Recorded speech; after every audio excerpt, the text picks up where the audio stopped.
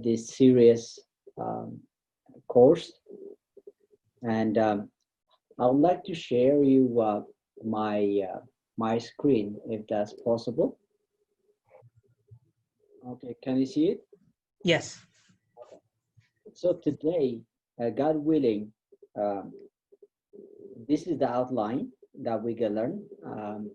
The first week is gonna be about kind of an introduction, and then how could we explain the presence of God or the existence of God uh, from the scientific point of view without mentioning the Bible? How could you like present or explain God's existence without even relying on the Bible, just based on the science? That would be the introduction. That's what we're gonna do today. Next week, we're gonna talk about the essence and attribute of God, who God is, what is his characteristic and everything. And then why Christian God? Why not the Muslim God? Why not the Buddhist God? Why are we sticking with the Orthodox God, the Christian God? We're gonna explain that. And lastly, we're gonna talk about evil, suffering, and God. Would the existence of evil or suffering would that prove that there's no God? And we're gonna prove that one, how it's gonna play. And then on week 3, we're gonna talk about exactly what the church believes about creation, its meaning, its purpose, and the 2 sources of creation, and then the 3 methods of creation, means how God create all the being in 3 ways. One is just in thought, in speaking, and in doing. That would be the 3rd week. And the 4th week is going to be what he actually created on those 6 days. And there will be a question and answer. There will be a question and answer on every at the end of the lessons. And finally, we're going to have an exam. I just want to know how much you retain from the lessons. So it's a 4-week lesson. Today, I want to start it with, it's a kind of I planned this one, the existence of God, because you have already exposed to the idea in your school. So I want you to see in my plan today is for you to see things in a different way. Since we're talking about science and you have already exposed to this idea, so I'm just gonna start it in a kind of in a discussion format, so that it wouldn't be a boring. Okay. Good. So let's start it. When you talk about evolution, what comes to your mind first? Anyone? When you hear the idea of evolution, what comes to your mind first?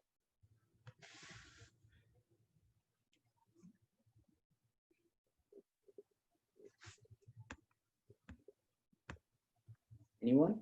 Giray, you can I was gonna say monkeys. Okay. That's a good start, because that's how you learn. That's how the textbooks and the schools are teaching you. Yes. What else? The Theory of Revolution by Charles Darwin. Okay, the theory of evolution by Charles. Could you elaborate on that one? What do you mean? What does that theory say? I think it states how like humans might have evolved from apes because we share like 96% of our DNA. Okay, that's really good. That's really good. Anyone else? One more. One more. What do you think? What comes to your mind when you hear the idea of evolution?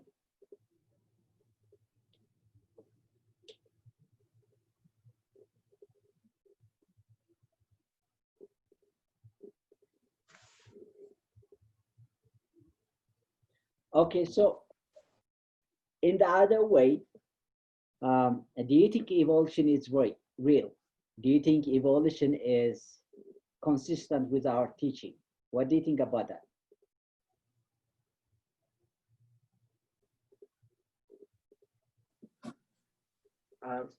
Evolution is not consistent with our religion and with our church teachings. However, I guess we learn it at school, and it kind of has some sort of backing through science.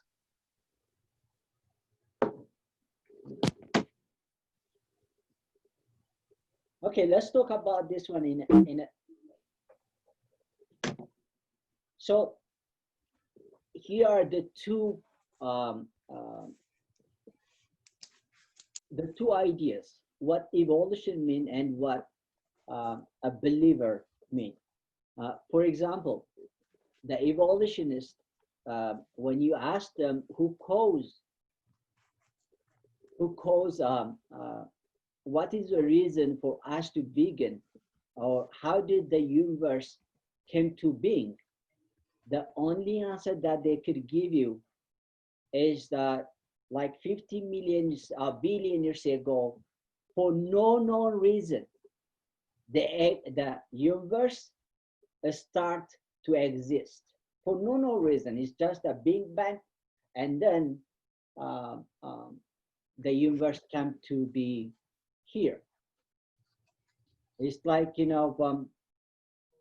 can give you an evidence how that happened, but they want you to assume that that thing happened with no any scientific evidence. When it comes to the believer, we say like, no, God was the cause. For every effect, there is a cause. And we have a historical evidence that God has created the world, and that's the Bible. But when you talk to the evolutionists, what they would say is like, no, just believe us. This thing happened 50 million years ago, with no evidence, with no anything. They don't have any evidence or scientific data to show us the cause for our existence, for the universe existence. And when you ask them, okay, how did we originate? They would say like, okay, it began with singularity. It was like, it's a big, tiny, infinitely hot and dense point. Matter was created by natural process. It's not observable. We came to being from nothing. Out of nothing, things become something. And they don't have any evidence, as science by its nature, in order to call something a science, it has to be repeatable. For example, if you mix oxygen and hydrogen in a proportion of like hydrogen 2 and oxygen 1, and then what would it create? Water. And you could repeat that one again and again, it would give you the same result. But here the evolutionists, they say, no, believe us, this is how the world originate, how we became to exist, but they can't replicate it. But the believer is saying that, no, the universe was spoken into existence by God's word. Matter cannot be created or destroyed by natural processes. This is a scientific theory. That is a first law of thermodynamics. Matter cannot be created or destroyed. But the Evolutionists are asking us to believe it without an evidence. And okay, what is the purpose of our life, or how do we come to life? What is the plan of life? They say, like, everything is a random of chance. It's an accident. It wasn't a purposeful thing. We're going to talk about in depth how this is not even a scientific. It's not remotely scientific. But the believer would say, no, everything that is created in the world, everything that we see in the world, show design. For example, if you see our body, how it works and everything, it shows there's a design. How the blood flow from your heart to your brain, to your other muscles and everything, that shows design. If there's a design, there's a designer. So it's not a chance. And there are so many things that cannot happen in a chance. We're going to talk about it. And when you talk about, like, okay, how did we have a lot of, for example, in the family of cat, you could see, like, lion, you could see tiger, cat, and everything. The evolutionists would say kind beget some other kind. What that shows is, like, a cat would give to a lion. That's what it means. A monkey gives to human. We have never seen, we don't have any evidence for that. But the Bible says kind begets kind. Means a cat would give a cat. And the family of cat. But it's not gonna go to dog. A cat wouldn't give you a dog, or a cat wouldn't give you a cow. Because the Bible says a kind begets kind. So there are two, when we talk about evolution, there are two types of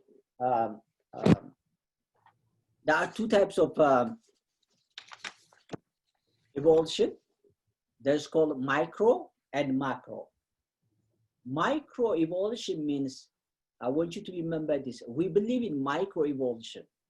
Micro evolution means it's a process where life form experience limited genetic variation that allow them to adapt to and survive the stress course. For example, if you go to Africa, we are a dark skin. Yes. If you go to China, if you go to, like, the North Pole, where there is a lot of snow, there's no any sun exposure, they are very, like, whitish. Why did that happen? It's because of genetic variation, because people have to adapt to that environment.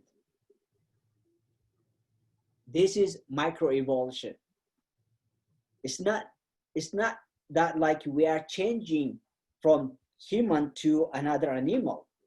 It's just everybody is human, but according to the environment that you exposure, certain part of your genes could vary, but you're still a human. What we don't agree is a macroevolution. A macroevolution means an adaptation into a new type. For example, according to macroevolution, you become human came from monkey. There is no any evidence for that, and we don't believe in this. This is not science. In order to believe on macroevolution, or the macroevolution cannot explain how something come from nothing. How did we begin to exist? It's not scientific. Could they show us, like, could they bring something out of nothing? Out of nothing comes nothing. Unless they show us, it is not science. Science by its nature is something that's repeatable. And how order arose from chaos? How did it, like, this a very fine-tuned world. For example, we're gonna talk about this later. I would explain it just how do you get from something order into like from something chaos? How life arose from non-life? How personality arose from non-personality? How intelligence arose from non-intelligence? They couldn't explain this. The macroevolutionists, they cannot explain all this. No chance. Chance is not a cause. It has to be there, a purposeful, a cause that create everything. Okay, let me ask you this one. How do you know for sure something is true or fact? I'm challenging you. I'm challenging you that I want you to see this point. Okay. In school, the teacher could give you so many facts. They could present you an idea as if it is a fact. Do you have to accept everything as it is? Because a teacher or someone is teaching you or telling you this is true. How do you know for sure something is true?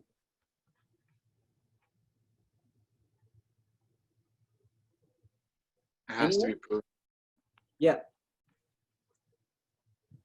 It has to be proven. It has to be proven. That's really good. What else? You have to see something with your own eyes. Okay. Okay. What else? It has to be reasonable. It has to be reasonable. Okay. One more. It has to have enough evidence to the point where there's no evidence that says it's not possible. Okay. That's really good.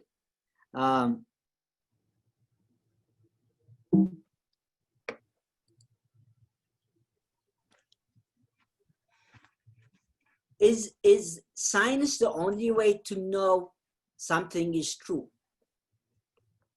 True or false? Is science the only way to know something is true? True or false? No. Anyone? False. False. False. Okay.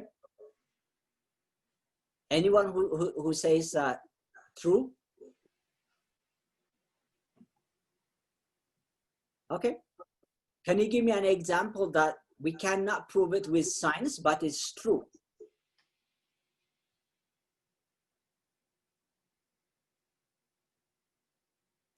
The human soul. What happens after death? Okay, that's really good. What else?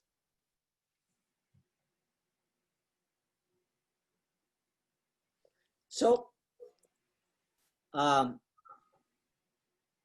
science is not the only way to know something is true. There are things that we do by definition.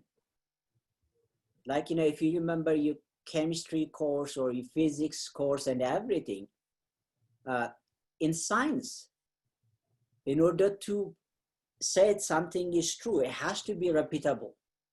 You have to do like I told you, hydrogen plus oxygen is water. That is scientifically true because you could prove it in every situation, in every country, everywhere. But that's not the only way that we know something is true. For example, sometimes you have a gut feeling. It doesn't necessarily mean that's every time is true. Or sometimes you have this reasoning, deduction, or logical. For example, my light, my light is on.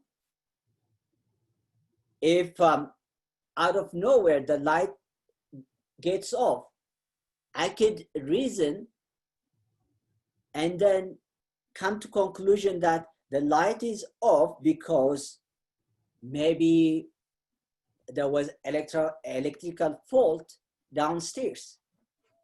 So that science is not the only way to know something is true. We do it with deduction. Experiment, of course, you have to be repeatedly verified.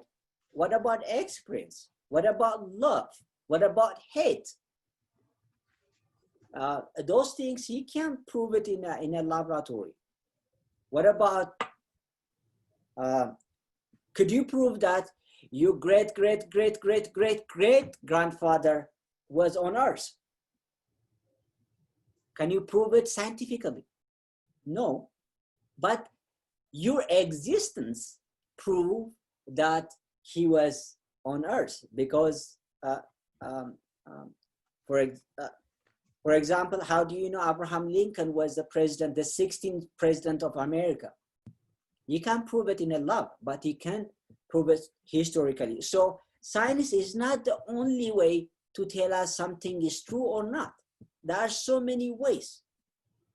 I want you to think about this one. From biblical point of view, God had revealed himself in three ways. The first way is he revealed himself through the material universe by seeing the world, how it is created and how it is fine-tuned. We know he revealed himself. For example, you could see a painter, for example, if you see someone paint and then put it in your room and it's beautiful, by logic, by reasoning, you're gonna say there is someone who painted that painting because it cannot create itself. It cannot came into existence like that. The same way, God revealed himself through nature. That's why St. Paul say, ever since the creation of the world, his internal power and divine nature, invisible though they are, have been understood and seen through the thing he has made. So he revealed through the material universe. The second way that God revealed himself is through natural law. Means like, he has written the law in our heart. How do you know that? For example, killing or cheating, wherever you go, is wrong. How is this principle everywhere a taboo or is a wrong thing? Because God has already written that that law in our heart. And you can see this one also in Romans chapter 2, verse 15. And even this is for those people who never heard of Christ, at the end of the day, they're going to be judged based on their work. The third way is people cannot comprehend, cannot understand God has revealed in his creation and in his natural law. At the end of the times, God revealed himself. This is from the Christian point of view, okay? God revealed himself through his son, first through the prophet, and then through his son, he came himself and revealed who he is. And then he gave us the Bible. That's how he revealed himself. So now let's go to the main topic for today.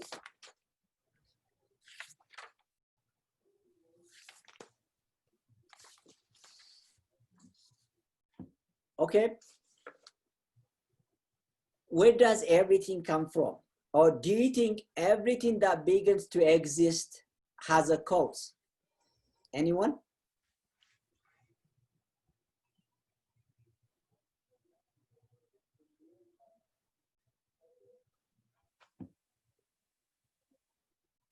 From the evolution point of view, where do you think they say that everything began to exist?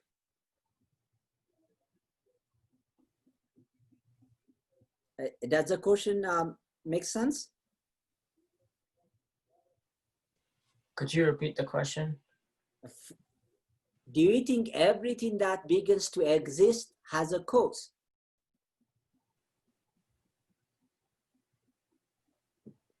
Yes or no?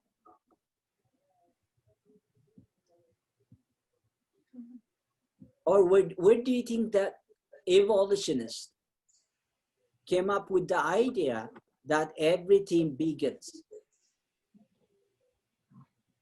I think Everything. You can go. human behavior. I think it's looks like this don't. Yes. Everything has to have a cause. If it doesn't have a cause, then it doesn't come to exist. Everything except God. Okay.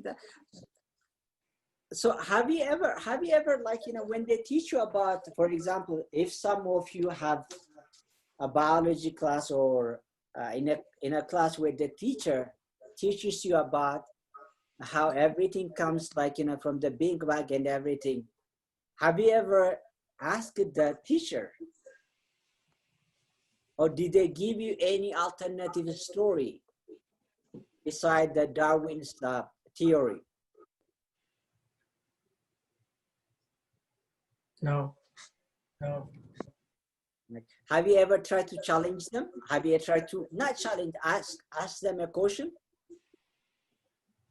I think they're just teaching what they're being told, because some might be Christians too. Okay. You see how the world is against God? You see, like, you know, even in a science, in a culture where science is worshipped, science is, like, you know, above everything, still they are not following what the science teach. So I'm going to give you the law of cause and effect. This is a scientific theory. For every cause, there is an effect. For every effect that we see, there has to be a cause that created an effect. The effect, for example, for every action, there is a reaction. Yes, that is Newton's law. For every action, there is an equal reaction. So how could nothing, how could the world could come out of nothing? So the theory of evolution is stating that things happen 15 million years ago, and things happen out of nothing. It's not scientific. Even, like, you know, the law of thermodynamics, the first law of thermodynamics, this is a scientific theory which says matter and energy can be neither created or destroyed, but it could transform. What it means is, from nothing could come nothing. It should be, there has to be something that would cause the next thing. So to begin with, here, the theory of evolution is already disproving the existing scientific fact. One is the law of cause and effect. The second one is the law of thermodynamics. The second law of thermodynamics what it says is things go from order to disorder. The world is going from a perfect, beautiful place to imperfect. It's like, you know, it's like a car. A car, when when they manufacture it, is beautiful. It has no mileage and everything. But once you start using it, what does it do? It's not like, you know, wearing out and then to the point at the end, it's gonna stop working. That is the second law of thermodynamics. I don't know if you heard about that, the theory of entropy. And this is consistent with the Bible. When God created the earth and the heavens and everything, it was beautiful. But once Adam sinned, the creation start become ruining, and then it come from a very beautiful, orderly thing. Now is going to disorder. So here's how it goes. Every finite and contingent being has a cause. Means the universe began to exist. No one would object this. If and nothing finite means nothing could cause itself. There has to be something that would cause it. The universe has a cause, and we say that cause is God. So I haven't used any biblical thing here. We're proving the existence of God based on science. Nothing could come out of nothing. But the world came to exist. If the world came to exist, there has to be a causer, and that causer is God. And it's Aristotle who said that the mover, and we call that one God. You could ask me any question in between, okay? So if there is a causer, then that causer has to be a supernatural in nature. He exists outside of his creation. For example, a computer is very, very, very sophisticated material. It processes everything and everything. But who made that computer? Human. Human is outside that creation. I'm just giving you analogous. It's not. So the first causer has to be supernatural.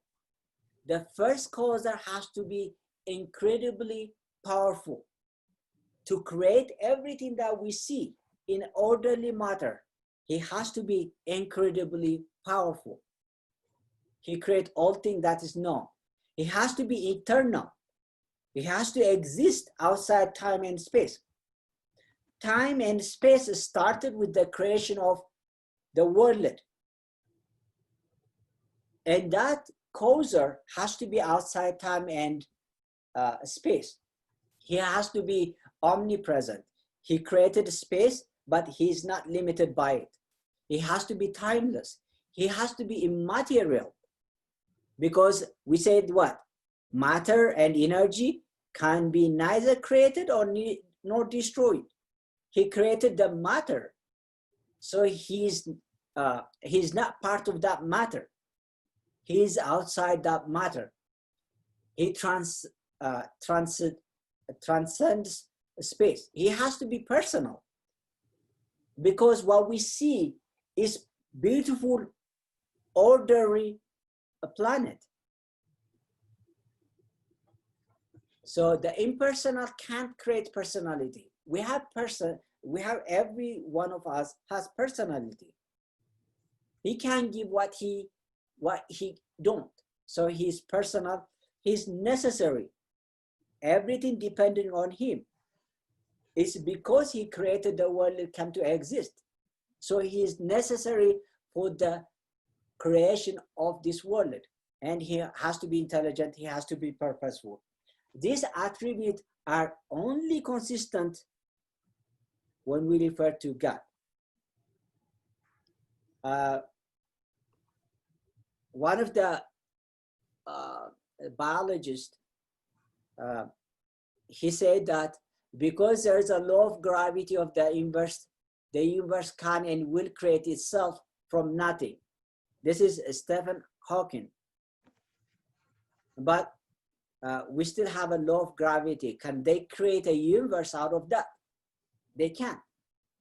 But because there is a law of cause and effect, the universe can't and won't create itself. And the biblical reference is for you. In the beginning, you laid the foundation of the earth, and the heaven are work of your hand. So all in all, the law of cause and effect, what it shows is, to summarize it, for every effect, we see there has to be a cause. And the first and the second law of thermodynamics prove that there is a causer, there is a creator who is outside the creation, and that we call it God. So far, I haven't used any, this biblical reference I'm giving you for you as a supplement, but we could prove there's God without using the Bible. I'm going to give you another. This is the second theory how we could prove God without using Bible. It's called the need for intelligent designer.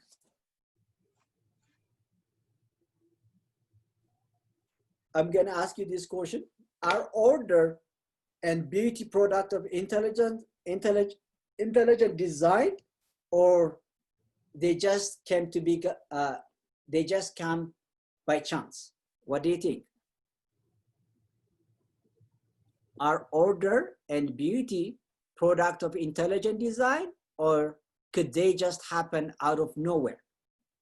Design. Design. Yes. If you see a paint, like I told you earlier, if you see a paint just happen in your room, a beautiful paint, if you see Mona Lisa, you wouldn't say like, you know, oh, it just happened by itself. The first thing that comes to your mind is Leonardo da Vinci. So the argument from design, the main thing is the universe and living things show evidence of design. Therefore, there is a designer, and that designer is God. For example, gravity. When you calculate gravity, it's like 9 meters per second square. If that gravity were to change, like, you know, by 0.000 million zero and then 1, we wouldn't be here.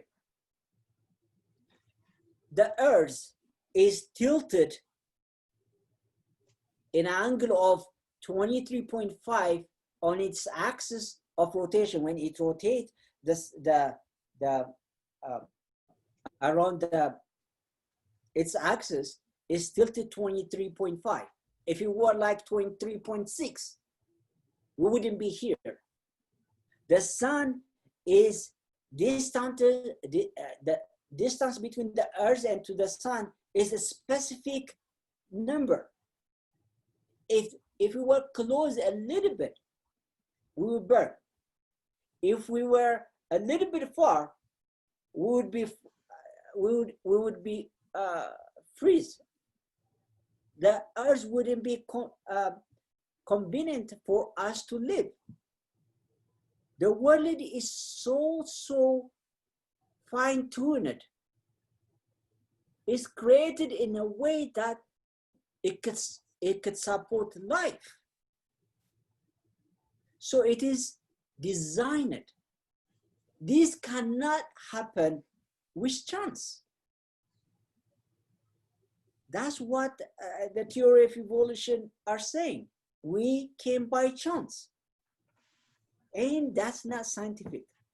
And like, you know, the biggest scientist, Albert Einstein, say, we see the universe marvelously arranged, obeying certain laws, the law of gravity, the law of, the sun is being tilted, but only dimly understood this law. And Isaac Newton, the most beautiful system of sun, planet, comets could only proceed from the counsel and dominion of intelligent and powerful being. And so when they tell you we come out of by chance, then you have to ask them, okay, how did this happen? Why do we have these specific laws? This cannot happen in a chance. So, but I'm gonna read you this one. If you find a watch is has order, complexity, simplicity, mutual cooperation or part, work toward an end. That end is, it tells us time, but it has so many sophisticated things in there. And when you see a watch, you can't say that watch came into existence out of nowhere. You would say there's a designer who put all the parts of the watch together so that it could tell us time. By the same talk, the world has order, complexity, and simplicity, mutual cooperation of part, works toward our end. What is the end of that creation?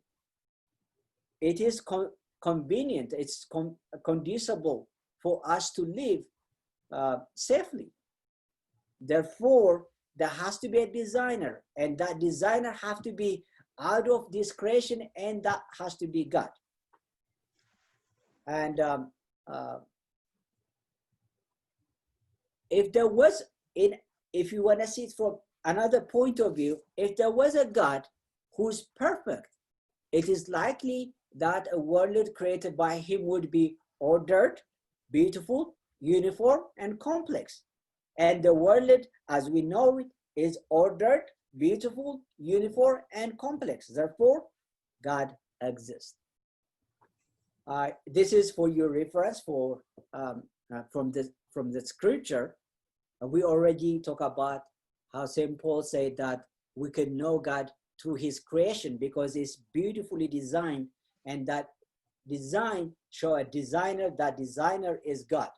And some also says, King David also says, the heaven declared the glory of God, the sky proclaimed the work of his hand. For example, if you see the sun setting down, it's beautiful. That shows you there's a designer. You can't say that just happened with just a chance. The beauty and the wise arrangement of the world would prove the existence of God. Another question. Do you know who this person is? Anyone? Do you know this person?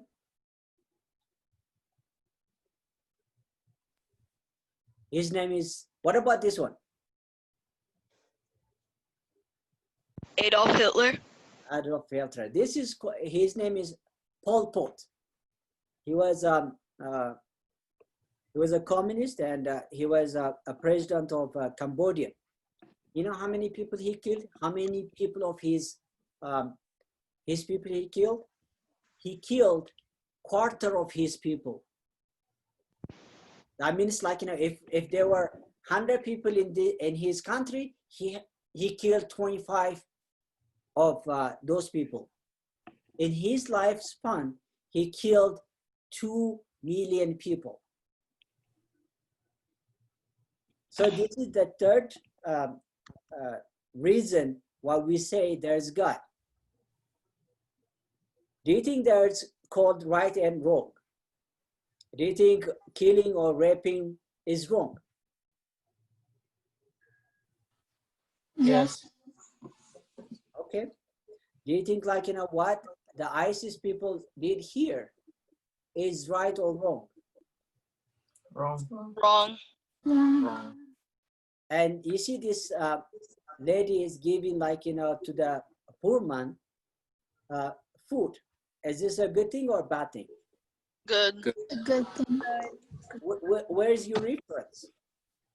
Where did you come to that conclusion? If something benefits a person in a good way, then they did something right. But if it like doesn't help a person, if it like hurts a person, then they did something wrong. Okay. I'm gonna challenge you that, okay? For example, during Nazi, the German people, certain people in the German, they believe that what they're doing is right for their country, right for them. So how could you say that that is wrong? Because they're thinking that something, what they're doing was right. Yeah.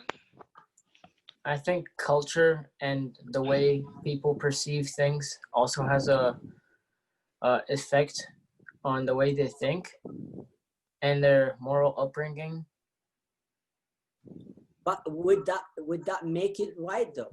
Would that make No. it, even though culturally you're taught, like for example, the ISIS, they believe that killing those who doesn't hold the same opinion should be put to death. Would that make it right? If you No. do something that's in line with God's rules and that's following God's commandments, then you're doing something right. But if it's stepping out of those boundaries, then you're doing something wrong. What about killing? I mean, what about raping? For example, let's say, for the sake of argument, okay? You have a religion somewhere that their God, the small g, their God is telling them raping a child of a non-believer is okay. Would that be okay? No, Why not? because like in general, raping is not right. That's what I'm trying to get here. Okay, yeah, I understand. What I'm saying is, even if you see the common law everywhere in the world, like if you go to India, if you go to China, if you go to here, the Red Indians, there are certain things that are wrong, like raping, like killing. Where did they get that value from? Natural law. Yes, because there is something that is absolute truth. It doesn't change with time. It doesn't change with culture. It doesn't change with whether you have opinion, or it doesn't matter whether you hold it true, that thing to be true or false. There is an absolute truth. We know that killing is wrong. We know that what Pol Pot did was wrong. We know that what Hitler did was wrong.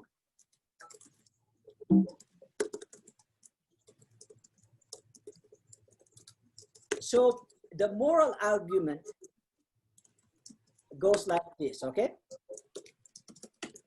If God exists, if God does not exist, then objective moral value would not exist.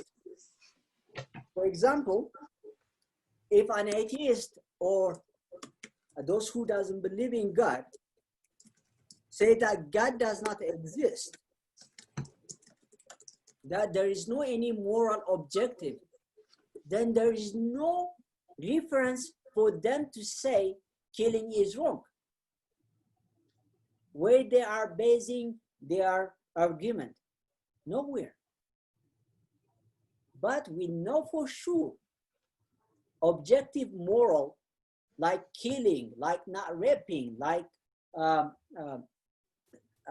slavery, is wrong. That is absolute truth. That is objective moral. It doesn't depend on your emotion, on your personal opinion, on the culture. on time, in place. These things are wrong. Those things that are wrong, irrespective of your opinion, your culture, your place, those we call it moral value. If there is a moral value, there is a moral giver. If there is a moral giver, then that moral giver is God. If humans are not naturally moral, and if they are genetically determined, how can they held legally and morally responsible for their behavior? Let me tell you one thing. You know, after the Nazi was,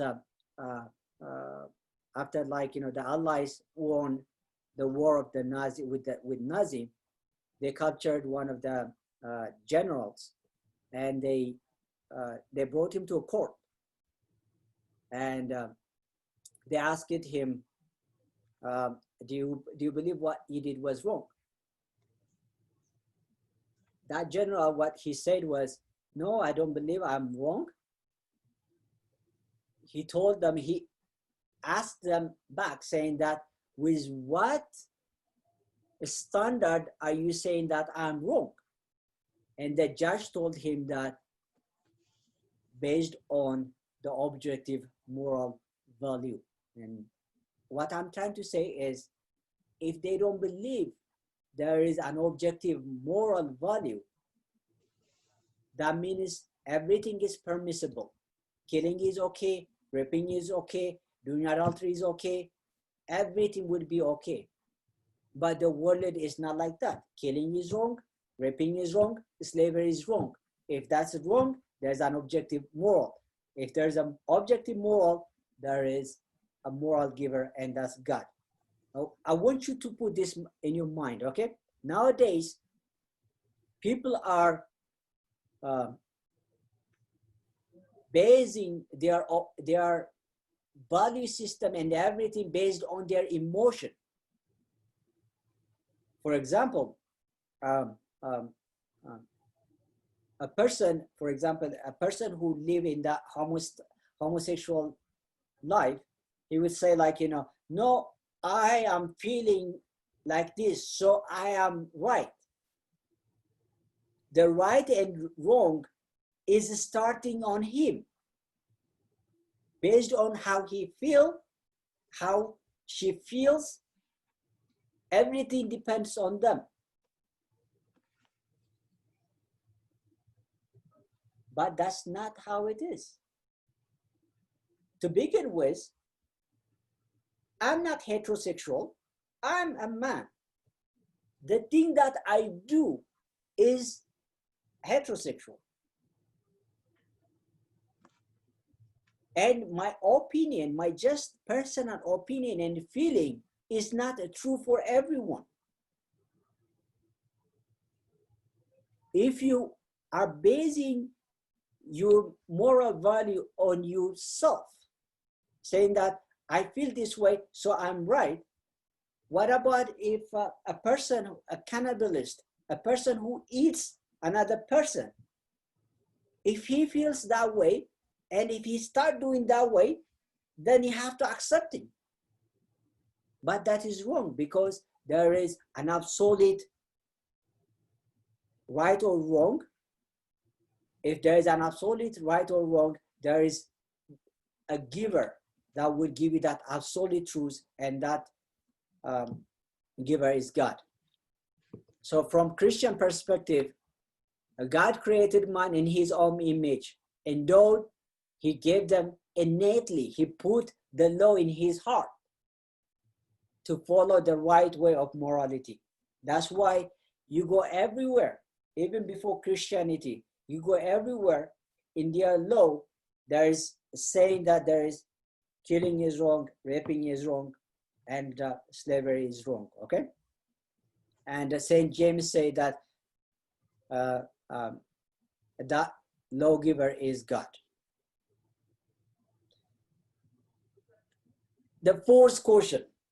So if you pay attention in your class, when they teach you about the theory of evolution, they tell you like, okay, we come from one common ancestor, and then everything start from that, and then like, it become human, it become dog, it become cat, it become trees and everything.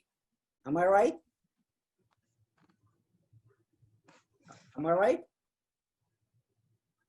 That's what the theory of evolution works. That's in the book. But have you ever seen, have they ever proved the missing link? Like, have you ever seen that there's half ape, half man, or half dog and half cow, or half tree and half animal? Have you ever seen that? Have they ever show us the in-between species? No. I have a question. No. Yes. Usually when we're taught this in school, it's not something I believe in, but usually they say that they found like archaeological evidence such as bones and everything. That's what I'm talking about. Where is that bone? For example, they could bring you a bone saying that this is a human. Is that really a human? Who are these people presenting that idea? Are they scientists? They're looking for something with open mind and say evaluated, and or are they closed-minded? They are only seeing things from their perspective, from the evolution perspective, and then try to find an evidence. I'll tell you about this one. Here, you could Google about this one, okay? You could Google about this one. It is in Times, I think. In February 99, they published this one, saying that they got the missing link. This was a very, very eye-opener. Everybody was very, very optimistic that evolution was proved and everything. They published it. What they found out was even the National Geographic convened a press conference saying that they have found the crucial missing link, the solid evidence for a new theory that a bird evolved from dinosaur. So it's like, they show like, a dinosaur, but it has a bird tail, and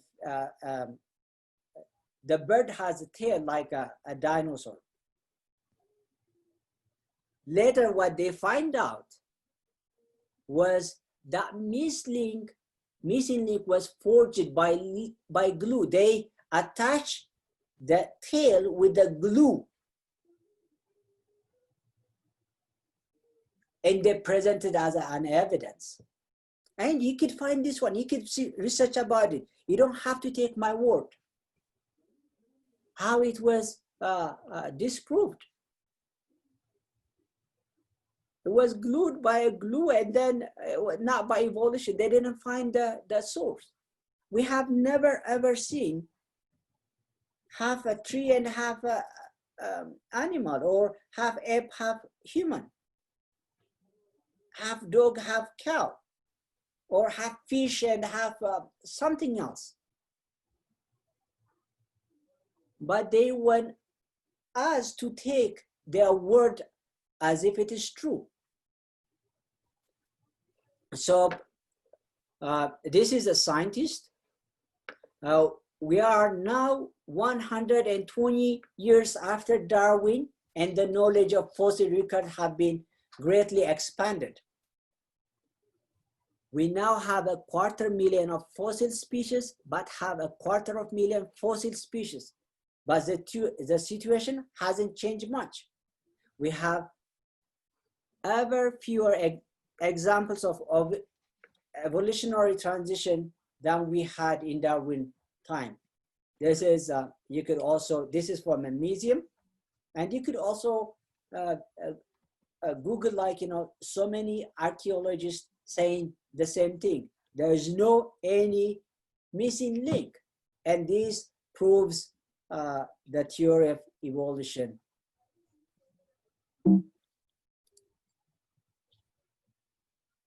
How do you explain miracle?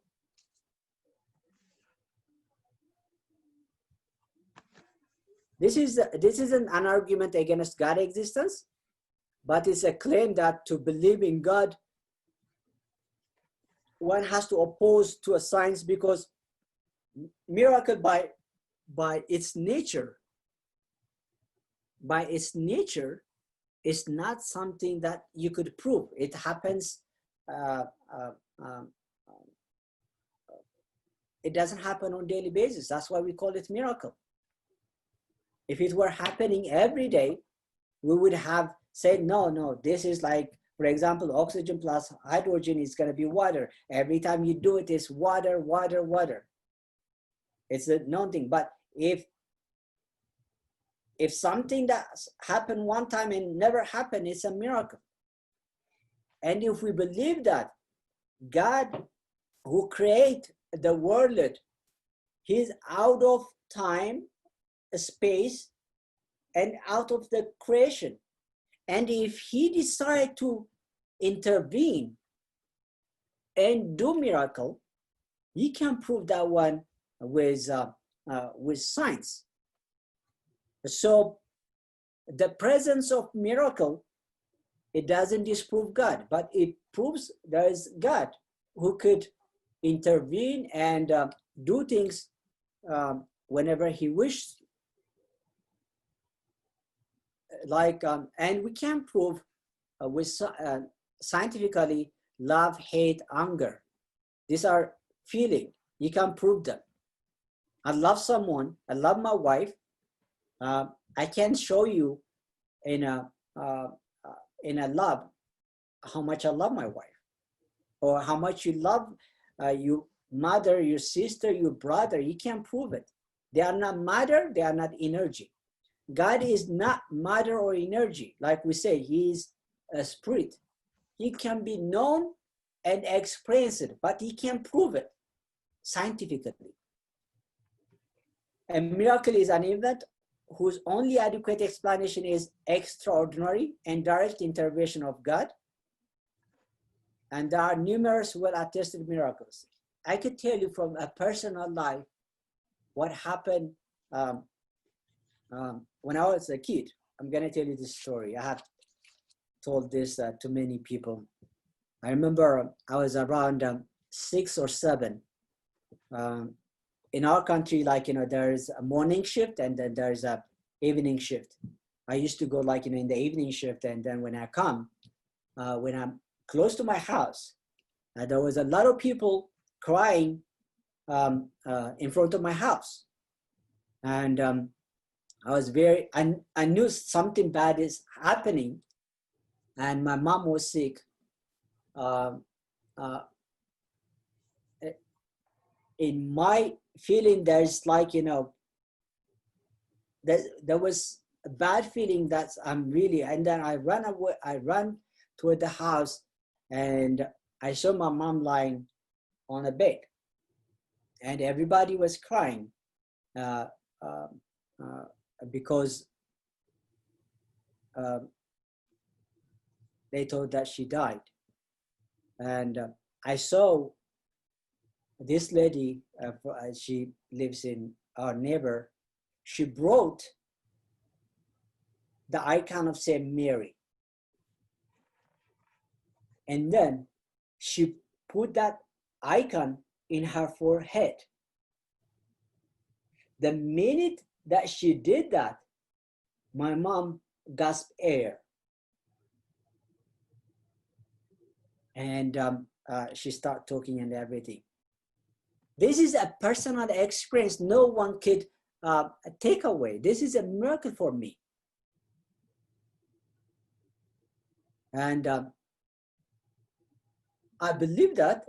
So there is a miracle, and you can't explain this one through science. The only way that you could logically reason with this kind of experience is if there is God. So miracle also point toward God. Historical evidence.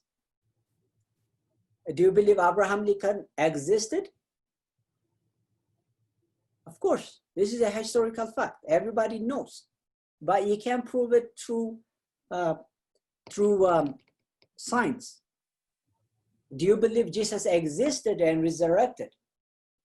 There is a historical evidence, not a Bible, but like historians, like Josephus, like the governor Phyllis, the Roman governor, who wrote about how there was a man called Jesus and the apostles believed that he was resurrected and they were faithful up to the point of days. Who would die for a person that don't know? Not only one person. If one person thought like, okay, Jesus Christ rose from the dead, you could say that person is maybe lunatic or something. But 12 of them, 500 of them, 3,000 of them believe and die, believe and then even went as far as to the point of being killed, tortured. This shows that there is science cannot prove you this one. The fact that there was Jesus Christ, we're going to talk about this one in depth next week. Why a Christian God? Why not someone else? But what I'm trying to point out here is historical evidence cannot be proved by science. Science is something that you repeat, showing again and again in a lab. There are things that you prove historically. And those are like, anyone saw Braveheart? Anyone? Braveheart? Mel Gibson? No? Okay, it's all right. I've seen it. It's a great movie. It's a great movie. It's based on a story that's like a paper. It's based on a poem. It's not based on like a book. It's based on a poem. And people believe that there is it's based on a true story. So historical evidence, we're going to talk about this one next week, how there was an empty tomb, how the disciple claimed to have seen the risen Christ, and the disciples were willing to be killed, tortured for what they believed would have known. They wouldn't be tortured and killed for a thing that would be a lie. So to summarize everything, both atheists, both evolutionists, those atheists means like A, if you put A as a negative thing, theist means a believer, atheist means a non-believer. Start with the same thing, with a faith. They say the world was created 15 billion years ago, 90 million years ago, with Big Bang and then start. They can prove it, but they want us to take their word as if it is true. They can show us. And we say, no, the world was created by God. And the world could only be logically, reasonably, could be explained if there is a creator. For the thing that I mentioned before, the law of cause and effect, the first and second law of thermodynamics, the argument from design, the argument from moral, from historical point of view. You can logically deduce that there is a creator. But the atheist or the evolutionist, they can't even give us a logical, a scientific evidence for what they believe, how the world came to be.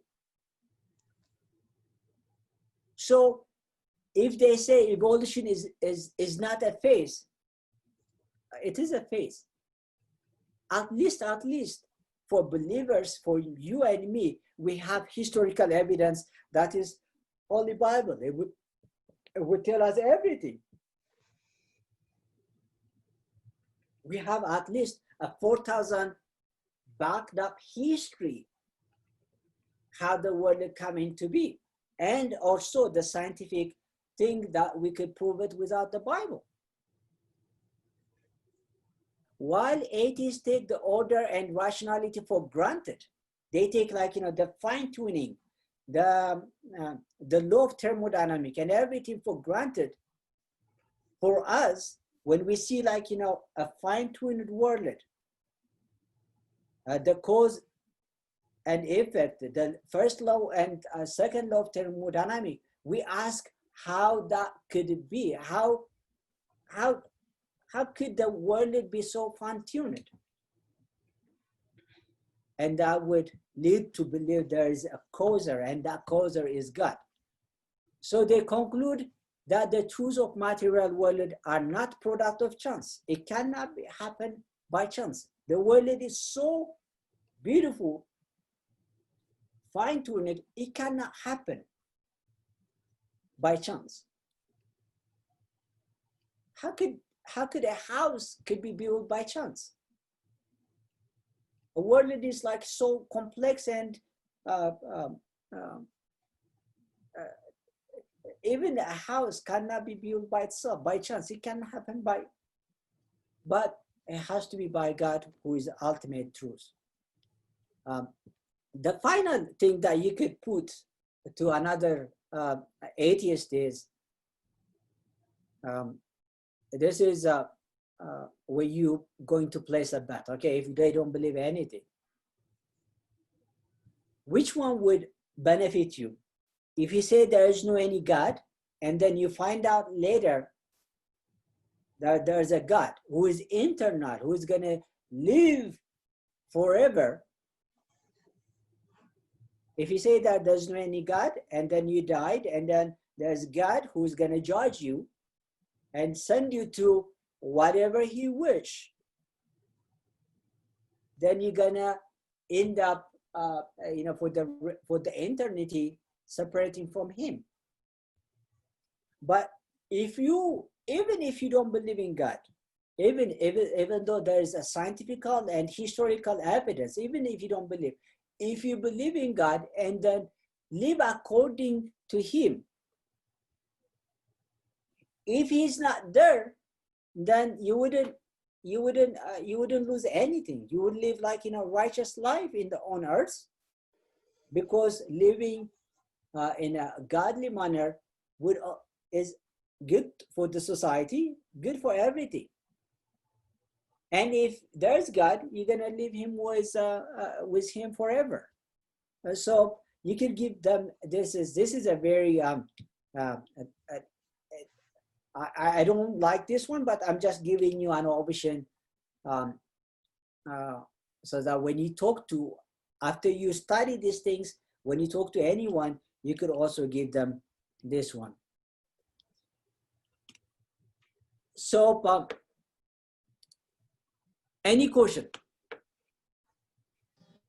Hey, Diakon. Yes. So on the first Genesis chapter 1. Yeah. So this is what I heard in my high school. I went to a Catholic high school. So my teacher, he was like, the sun and the moon, they were created on the third day. So yeah. How was time told by the first day and the second day? Could that have been the million of years, or was that just 1 day and 2 days? Do you understand? Yes. The sun was created on the first day, on the fourth day, yes? Fourth day. On Wednesday. But so God, how was time decided on the first day and the second day was the question? That the church fathers have talked about this one in a different way. That could be the million years. Yeah. Okay. And even St. Peter in his epistle says, 1 day of God is what? 1,000. years of human life. Okay. Yes. So we don't have to take that day literally, because God's time is totally different than ours. Does that make sense? Yes. Okay. Sorry, Dakwan, Hawe, I didn't see the time. It's okay. It's okay. It was very interesting. So nobody's, but I was very intuitive with it. So Yeah, I'm really sorry. I would pay on the next meeting. I'll put a timer. Okay. okay. Okay. Any other questions?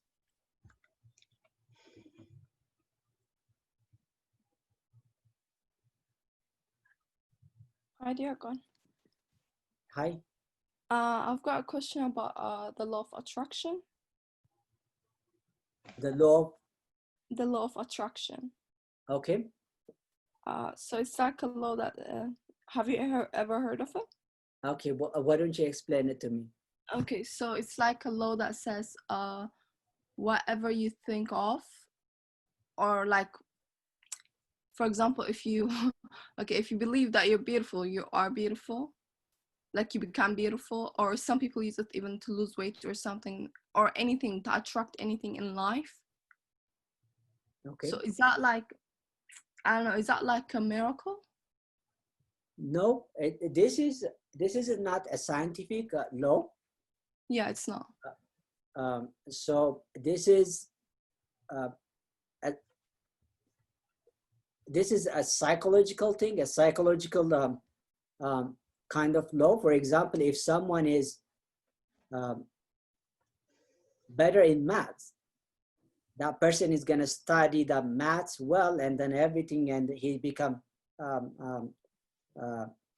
good at math. Or if someone thinks that they are beautiful, they have self-confidence to say that they're beautiful, and they are beautiful. But it's not because they were not beautiful. So, but this is like more a psychological thing than based on feeling, based on emotion, than a scientific idea. Does that make sense? Yeah, that makes sense. Thank you. But that's not a miracle, because everybody, no matter their skin, their facial structure and everything, we are made of, from Christian point of view, we are made of after God's image. We are all beautiful in our own skin. Yeah, so yeah. But this one, it goes as far as I've even heard of some people say, like, if you believe, like, okay, not if you believe, but yeah, if you're attracting the energy of healing as well, you can also heal yourself. this is like, we're going to talk about this one more next week. This is called pantheism. Yeah. There's a theory that God is part of his creation. Means like, you are part of God. So if you are part of God, then when you get sick, because you are part of God, you can heal yourself. But scientifically, we know that from the law of cause and everything that we mentioned, God is transcends. God is beyond the beyond his creation. For example, let me give you one thing. If someone got shot,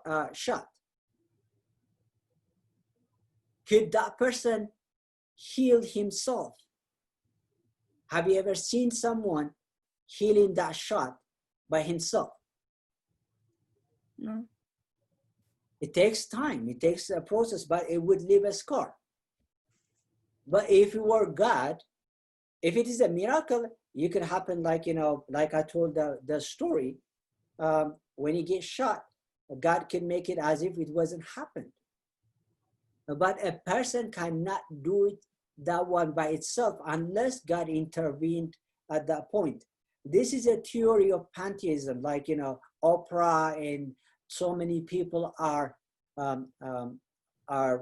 preaching saying that we are part of God and then we can heal things. But this is not scientifically true. This is not also true from the biblical point of view. I hope that makes sense. Yeah, thank you. One more question and that would be done, Dakone. I have one question. Yes. I think it's kind of related to what the other person just asked. Like in social media, the TV, and I think you've also heard of the book The Secret or something like that.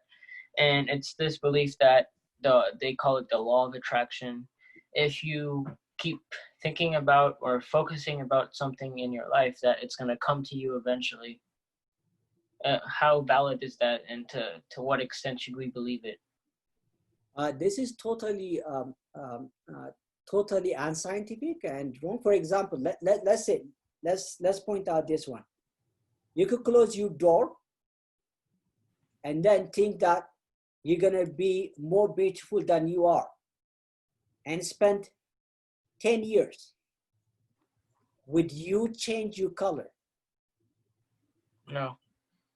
So it's like you're thinking about these things, but what they are saying, what they are taking for granted. For example, if you think that you're going to do better in school, you're going to think about it. Not only think about it, you're going to work on it. You read and everything, and you excel in your school. It's not because you thought about it. You put an effort and everything, and you are attracting that that win to yourself. So it's based on your action and everything. For example, even the Bible says, God give grace to believer and non-believer.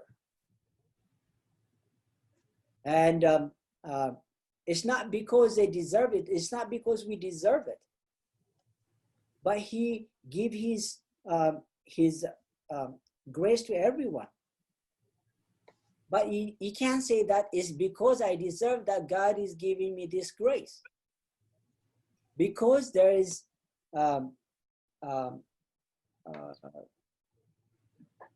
because something happened to you, it doesn't mean that you are attracted. It could mean that someone is doing something for you, or God is giving the grace for you. But this law of attraction, it doesn't have any scientific thing. You could try it in yourself.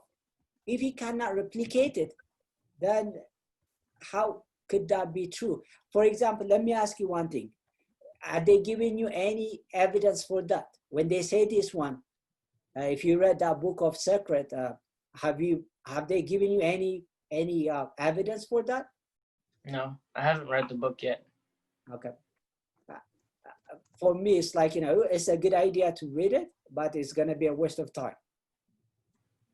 Okay. But it's a good thing to know what is in there with an open-minded and know what it is being said, and so that you could refute it. So next week, God willing, we're going to talk about the second thing, that one, Hawaii. Yes. Thank you for Slated Kani. No, it's Agamela. Glory be to God for teaching us by dwelling in our brother. Diakon Medhanie. Diakon Kalhewat Yasma'alna. Kalhewat Yasma'alna. May you hear the word of life.